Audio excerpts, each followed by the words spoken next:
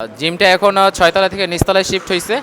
তো যার জন্য আমাদের এখন আর লিফটের জন্য ওয়েট করতে হবে না, সিঁড়ি বেয়ে উপরে উঠতে হবে না। আমরা শুধু বাইক পার্কিং করছি এবং ভিতরে চলে যাচ্ছি। এবং আশেপাশে গ্রাফিতি জিমটার পরিবেশটা আরও সুন্দর করে তুলেছে মেশিনারি সহ, এবং বড় স্পেসের কারণে আমাদের আরও সুবিধা হচ্ছে। আমরা নতুনভাবে রিওপেনিং করেছি আগেরটা থেকে, কম্পারেটিভলি সব কিছুর দিক দিয়ে এখন মোর বেটার, সব কিছু upgrade.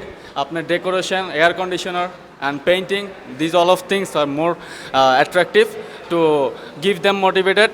That's it, that's all of things from my side. আমি অ্যাকচুয়ালি অনেক আগে থেকে লায়ন্স জিমের মেম্বার ছিলাম। আমি এর আগেও 6 মান্থস জিম করে আসছি। দেন রিসেন্টলি তারা এখন শিফট করে, এটা একটা বেশ বড় আপগ্রেড ছিল।